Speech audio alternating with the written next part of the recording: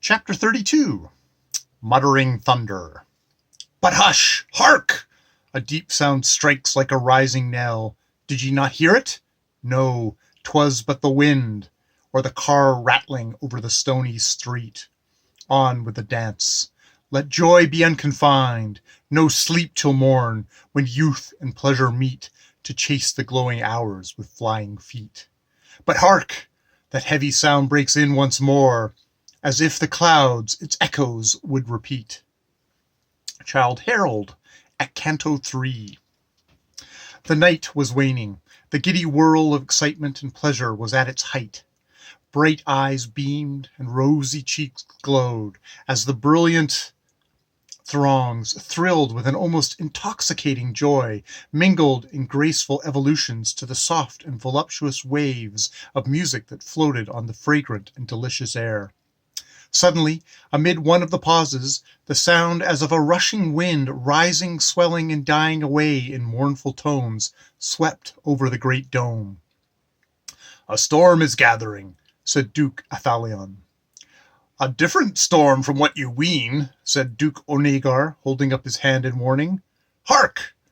In a few moments a muttering sound like distant thunder arose, swelling to a deep and solemn peal, then died away in faint reverberations. The guests looked around in astonishment, gazing at each other in silence. "Well do I know the import of that sound," said Onegar in a low tone to Athalion. "What do you mean, my friend?" he asked. "We shall soon see." The master of ceremonies, with his aides, now advanced hurriedly through the throngs, his countenance expressing anxiety, and in a low voice to the Duke, "His Highness, Prince Davajar, has suddenly departed with his suite." "Can it be possible?" exclaimed the Duke, "without bidding adieu to the Prince and Princess of Mandal Utama?" "'Twas the wings of his airships, like the sounds of a rushing wind we heard over the dome, said Onegar. "Really, our royal cousin has taken our sister's dedication of his escort in high dungeons," said Alforta with a laugh. "His Highness is evidently blessed with a peevish and testy temper." "He has committed an act of princely discourtesy to our kingdom and our persons," said Duke Athalion. "It is a piece of outrageous insolence," said Thalba with indignation. "Quite in keeping, however, with his well-known character and disposition," said Duke Onegar. "Polath Zagar Hugovan, Emperor of the Kingdom of Machaval Perantos, containing a population of 500 million Arungas, now came forward in company with Prince Harovian Zanga Adrusar, heir apparent to the Kingdom of Rohata Savoy, containing 800 million Rohitas. Polath had been an old friend of King Helion, Altifora's father. Prince Harovian was a bosom friend of Altifora's. The Duke briefly informed them of the occurrence. "I think I shall have to send one of my court pages to this Prince Dajavar to teach him a few lessons in etiquette," said the young and handsome Prince Harovian. "Etiquette?" exclaimed King Polath. "My dear Prince, he has committed a most reprehensible act, and subjected himself to severe condemnation." "And I have been the innocent cause of this most unfortunate misunderstanding, which has thrown a dark cloud upon this bright and happy day," exclaimed Sulima, her eyes filling with tears. "Nay, nay, Sulima, take it not so to heart," said Altifora. "Dear brother, why would Prince Davjavar have taken such deep offense because I extended a simple act of courtesy, which I was only too proud to bestow on our honored guest, to whom we owe our lives? I told the prince I would accept his escort later, as I told others of our royal guests who had preceded him in their requests, and all the courteously yielded to the regulation. Why not he? Does he assume that his remote relationship to our family confers upon him a prior right? Ah me, I forget that my act, innocent of any designs to slight him or what he may deem his royal prerogative, may embroil us in unfriendly relations with his kingdom, disturb the peace of our own country and those of our friends, and bring sorrow and tribulation on us all. and Selima threw herself weeping on his breast. "Dearest sister," he replied, "you have no cause for self-reproach. Prince Dajavar, in his relations with us, can claim no royal prerogative whatever." Then turning to the Duke, "What says my honored father to this?" "Your view, my dear son, meets with my entire approval," Athalion replied. "Yet 'twere well, perhaps, to ascertain the sentiments of our friends on it." Then, beckoning to his Lord High Chamberlain, who had stood by with his aides, "Call our friends hither," said he. In a few moments the kings, princes, nobles, and cabinet officers of 5 great kingdoms assembled under the portals of Mandal Ultima. "Cousins," said Athalion, "was it obligatory on our beloved princess to extend the highest honor of our festival to Prince Dajavar in virtue of any royal prerogatives he may assume?" "No such obligation was predicated of the princess," replied Onagar, Polath, and Horovian with emphasis. "Does Prince Davijar's remote relationship to our royal house entitle him to the assumption of any prerogatives with respect to us?" "It does not," replied they. "Thanks, cousins, for this expression of your sentiments. We truly feel grateful that our friends coincide with us on this point." The 2 kings, Sheratal and Gustavos, each representing a kingdom of over 700 million Martians, were conferring with their cabinet officers and nobles nearby. Will you majesties kindly favor us with your views also?" asked the Duke. King Shahartal stepped forward from the throng. "Hail to royal cousin Mandal Ultima," said he. "Ye know fully the kingdom of Thndr Luzon is the most populous, wealthy, and powerful of our monarchies. They are also a proud and haughty race, quick to resent any slight they may conceive thrown on what they may regard their rights and privileges as a nation. Therefore, our cousin will permit us to say that, while we entertain the highest esteem and affection for our royal hostess, the Prince Selima, still, for the maintenance of friendly relations, we opine that the princess should have waived her private feelings and sentiments on this occasion, and should, in accordance with the accepted usages of court etiquette, have extended the high honor of her festival to Prince Dajavar, the heir apparent of our greatest monarchy, numbering 3,000 million Martians. Your Majesty lays much stress and unction on the wealth, power, and population of this great kingdom of Thndr Luzon, said Duke Onagar sarcastically.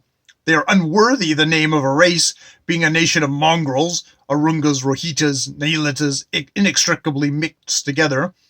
As a nation, they are morally corrupt, and we, pure-blooded Nalitas, thoroughly detest them. Furthermore, our royal cousin Sharatal said King Polath, you seem quite oblivious of the fact that, in the veins of this prince, whose prerogatives you dwell upon, and in the veins of this nation of mongrels, upon whose wealth and power you expiate, runs the bad blood of those corrupt and depraved Plutonian races who fled to our planet 6,000 years ago, whom our ancestors received with such kind hospitality, and who repaid them for it by seducing and corrupting so many millions of our hitherto pure Martian races. The 2 kings shrugged their shoulders, unable to deny the truth of their royal cousin's statements. And you, proud monarchs, exclaimed Thaluba in the accents of scorn, you uphold this prince who you well know has no regard for truth, honor, or virtue. Sheratal and Gustavus fell back before the intense indignation that blazed from Thaluba's eyes. Worse than that, quietly remarked Prince Harvovian, this Dajavar is a scoundrel and a villain of the worst sort, and a liar and a cheat in the bargain. Ho! There, Sir Prince, angrily exclaimed King Gustavus, stepping quickly forward. I deny your assertion. Retract your words, sir, at once. Prince Dajavar is my friend. Indeed.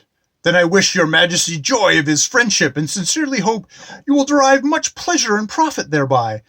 But as for retracting my words, all I have to say is that I am prepared to sustain them in each and every particular, at whatever time and place your royal majesty may be pleased to designate, replied the prince, significantly touching his sword. Alta alone accepted Harrovian Addressor was the gayest, handsomest, and most gallant prince among all the 7 monarchies of Mars. He was a Prince Predux Chevalier of the First Water. He and Altiphora might find their earthly prototypes in the gallant Marquise de Cinq-Mars of Richelieu's days, and that admirable pattern of knightly chivalry, Pierre de la Billarde, of whom even his enemies were compelled to acknowledge he was le chevalier sans peur et sans reproche. The proud and haughty Gustavus was a brave warrior, and withal quick, though generous temper. Galled at being defied by the young prince, he uttered a fierce exclamation, dashed his hand on his sword, and sprang forward. Harrovian smiled, raised his glove. The next instant would have flung it in his face. "For heaven's sake, gentlemen!" exclaimed Selima, rushing in between them. "Add not to the gloom that has fallen on this happy day. Add not, I implore you, to my deep sorrow by this unseemly quarrel." And Selima, the tears streaming from her lovely eyes, looked the picture of grief and despair. Harrovian and Gustavus, with true knightly gallantry, instantly bent their knees, kissed her hand, and implored her pardon, which she instantly granted, smiling like an angel through her tears. "My noble cousins, if you cannot be friends, at least be not enemies." "Most noble and beautiful princess," they replied, "your royal behest shall be obeyed. We swear it on our sacred honors, and more than all, on this lovely hand." "Cousins Chartal and Gustavus," said Altiphora, "with all due respect and honor to your royal dignities and persons, permit me to say that the views you have advanced with regards to the course taken by our honored sister have no weight with the kingdom of Mandel Ultima, nor with me. I fully endorse her act, and I will sustain it, if needs be, at my sword point." This perfect calmness and self-possession of the prince impressed the whole circle. "Furthermore," he continued, "I will now inform you that His Highness was not even invited to our festival." "Not invited?" exclaimed all in astonishment. "No," replied he. Had a bombshell fallen in the circle, the surprise could have scarcely been greater. The act seemed one, such as could never have taken place except between kingdoms in an open enmity with each other. "Some of our officious friends," continued he, "who had enjoyed the luxurious suppers of Prince Dojvar, and in this respect I acknowledge him a liberal host—" "It's always well to give the devil his due, you know," interrupted Prince Harrovian. "For one who repudiates his debts and wears his morals as loosely as he wears his dressing gown, His Royal Highness is a capital getter-upper of midnight revels, saturnalias, and other questionable entertainments. Thought proper to affix his name to the list of individuals. I submit the same to her Grace, the Duchess, who, as you know, is our acknowledged censor in such matters," continued Altiphora. "And in the exercise of my prerogative, I took my pen and drew a long black line through the posing title of the Royal Highness Prince Dajvar Hotuzan," said her Grace, looking calmly around. King Chartal and Gustavus, with their suites, nobles, and cabinet officers, looked perfectly astonished at what they conceived to be the most unheard exhibition of feminine audacity towards the heir apparent of Thndr Luzon. "All honor to the hand that did it," said King Polath and Prince Harrovian, as they gallantly kissed the Duchess's hand. "Although we cannot endorse the act of our cousin Tholoba," said Chartal and Gustavus, "still we acknowledge that her Grace possesses remarkable courage and independence." "Thanks for the compliment," replied she. "Then you'll admit that we poor weak women can sometimes be almost as brave as you men." "And often far more so, dear Duchess," replied the two kings, bowing. "Thanks, cousins, for your compliment to our sex. Now, would you mighty monarchs, brave as you are, have dared to show your faces at this festival if I had seen fit to erase your names from the list of invitations?" "Certainly not. We should have bowed in humble submission to your irrevocable fiat of your Grace." "Your friend Djvar is far braver man than you." "Dear Duchess, you are very complimentary," said King Gustavus, bowing profoundly. "And I hope you appreciate it. Your royal friend intruded himself here without leave, and assumed the right to be the high honor of leading the dance with our honored hostess. Really, gentlemen, You confess that it required either the courage of a lion or the impudence of a fox to do that. Now, which was it? As the question involved a rather unpleasant admission on their part, the two monarchs manifested no little embarrassment, and finally confessed their inability to decide. "Oh, we all know his Royal Highness is gifted with a prodigious amount of impudence," said the Prince Harovian. "And that is the only surpassed by his stupendous vanity," said Tholoba. "One of the cardinal virtues of your sex, my dear Duchess," said King Sharatal, glad of the opportunity to retort to her. "And how is it in yours, dear cousin?" queried the Duchess, with a twinkle in her eye. "Always regarded as a petty weakness, if not a glaring fault, dear Duchess." "Which you, dignified monarchs, never own to," replied the Duchess with a merry laugh. "When you wish to make an impression on us susceptible women and show off your fine points, you carefully select your finest attires, anxiously consult your looking-glasses, turning yourselves this way and that to be sure that your royal persons and costumes are in satisfactorily attractive order. But that's not vanity. Of course not. As for this Diajvor, he is merely the gayest peacock of you all, with his showy plumages." Their Majesties winced under the Duchess's rather left-handed compliment. "What a darling little coxcomb his Highness is, with his bows and smiles, sweet compliments and finery," murmured Luzel. "He evidently flattered himself that Sulima and I were dying to receive his attentions." "And how delightfully you snubbed him before his whole suite," said Prince Harovian. "Really, dear little cousin, it was positively killing." "As I would snub any man if he were 20 times a prince, who stared so haughtily as he did at our honored guest, to whom we all owe such a debt of gratitude," replied Luzella. Again that roll of thunder burst over the dome, followed by a loud explosion. "Your Majesties, friends, witness ye this insult to our kingdom," said the Duke sternly. "And to you, Onegar, and to you, cousins Polath and Harovian," Tholoba cried. "To you, King Sheratal and Gustavus, to our honored guests here assembled, but above all, to our beloved hostess, the Princess Sulima, is this insult flung by that royal scoundrel Dajavar." "The insolent ruffian, the dastardly dog!" exclaimed Altafora with furious expression. "By heavens! I'll follow him to his palace. I'll drag him to his knees before his whole court. I'll—" "Nay, nay, nay!" Sulima cried, throwing her arms around him. "The wretch is beneath your notice." "Leave him to me, my friend," said Harovian quietly, laying his hand on Altafora's shoulder. "This is my affair. You shall not stir." "This outrage demands immediate satisfaction," the Duke said, calling the Lord High Chamberlain, who came forward. "My Lord of Mantobar, communicate at once to the court of Thndr Luzon. Make it known to His Majesty King Probotos, the insult of his son against our kingdom and royal persons. Announce to him that the Duke of Mandal and Ultima demands full and complete satisfaction for the same. And please convey to Prince Dajavar the compliments of Prince Harothian, and say that, unless His Royal Highness makes a full and humble apology to the Prince Sulima and the Grand Duke Althalon for this insult, I, Prince Harovian, toss my glove in his face, and if he refuses to fight, I will do myself the pleasure of laying a horsewhip over his serene shoulders wherever I find him." The Lord High Chamberlain bowed and departed on his errand, while the King Shartal and Gustavus, with their cabinet officers and suites, gazed with profound astonishment on the nonchalant prince as he gaily chatted with Luzella. Fortunately, this scene was unnoticed by the other guests amid the hum of conversation, and after a pause, the seductive strains of a waltz arose.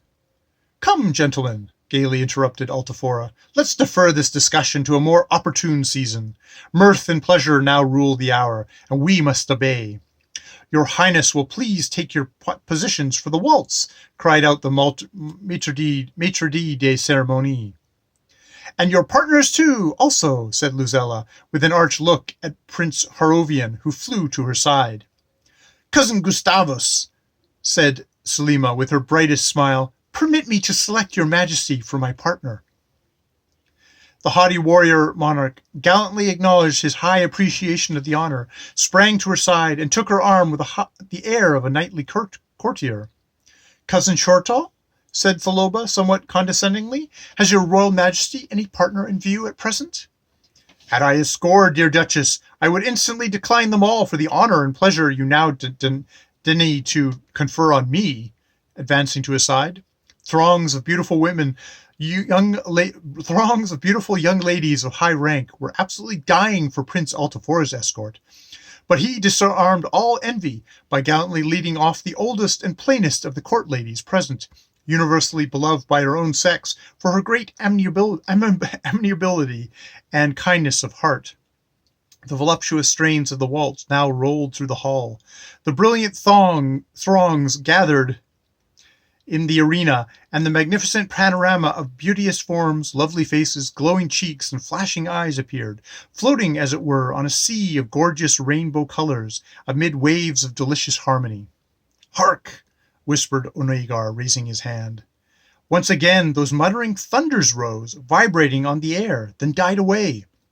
Thank heavens, muttered Athalion, glancing over the arena. Those joyous ones hear not the ominous sound. Yes, little did those gay and happy throngs dream that the sound of the rushing wind, erstwhile moaning over the crystal dome, and the deep roll of thunder echoing from afar, was but the prelude to the rising curtain of a dark and terrible drama, whose unfolding would shake the Martian world from pole to pole and drench her fair fields in blood.